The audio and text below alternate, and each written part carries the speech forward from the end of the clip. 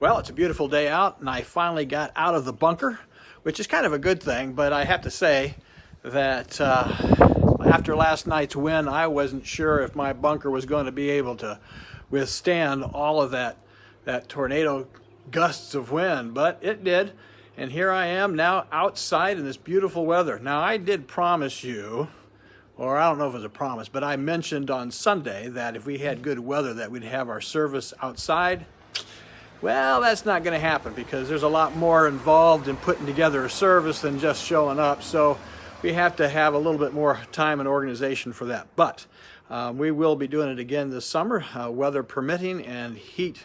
So it's just not too hot. So today I want to show you a little bit about what's been going on here at the church this week and Ignite. It's been really kind of an exciting time with the children. So take a look at this really short clip.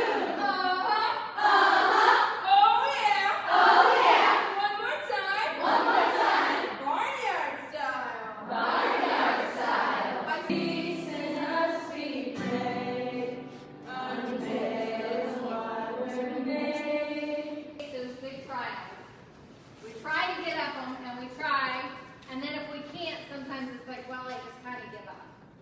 It didn't work. And God says, I want you to keep training. I want you to keep trusting me.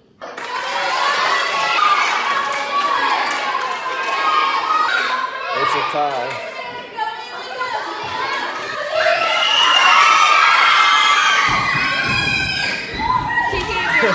Oh!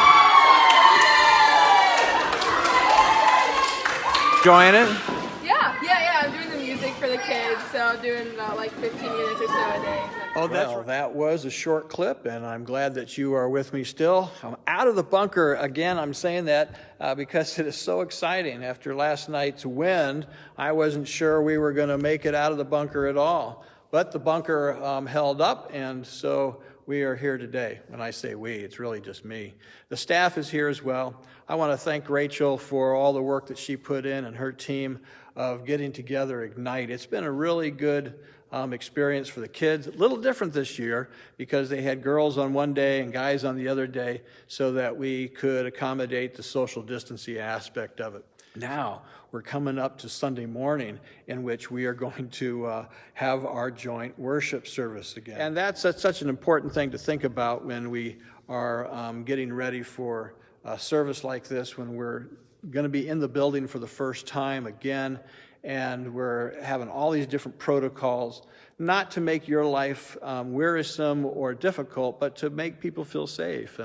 And that's part of the gospel, isn't it? That we offer up ourselves to the Lord so that He might use us in the lives of others. But I do have, as you come in on Sunday morning, just a few reminders. The first reminder is just remember distancing. So if you're going to be down in the multi-purpose room or in the fellowship hall where the chairs are lined up in continuous rows, remember to keep about 3 chairs in between you and the next family. Just keep that in mind, if you would, please.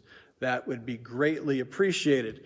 Also, if you're an ABF leader and you're in an ABF, we want you to be finished at least 10 or 15 minutes before the service starts. That will give people a time. Now, someone's going to come along and give you a warning and say, you've got 10 minutes or you've got 5 minutes until you to be over. This is just to help facilitate traffic flow and so that we don't have bottlenecked areas throughout the building. And in some instances, there's a longer walk around so that you have to go to a completely different entrance that you might be used to. So just be cognizant of that, and we will be able to get everybody in here without a problem. Now, at the end of the service, what we want to remind you is don't get up and just leave. We're going to dismiss people by row, and then we're going to start in the back.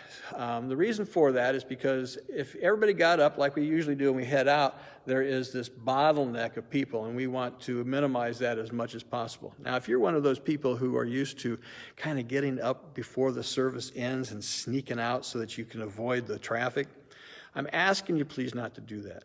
If you could just remain, and we can get everybody out in an orderly fashion, and that will be good for everybody. Now just remember, because we don't have a full sanctuary here or in any room, so it should run a little bit smoother. Now again, although the services, we're here, let me back that one up. The church is open on Sundays for the services, and it's open during the day when staff are here. Now, what we're changing is that when staff aren't here or in the evening, the church will not be unlocked.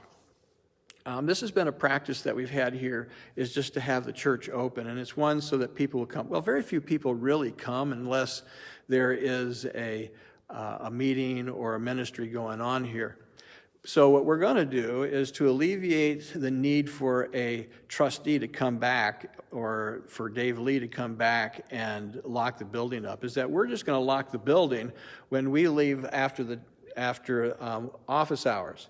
Now, if you need to get into the building, contact the office ahead of time. It means you got to plan ahead, and we'll just get you the keys or whatever you need so that we can, so that you can get in the building and do what you need to do. We're not trying to stifle ministry at all. We're trying to eliminate the need for the building to be open as well. Being good stewards of what God has given us. Lastly, I want to remind you that in it all, we just want to have love for one another.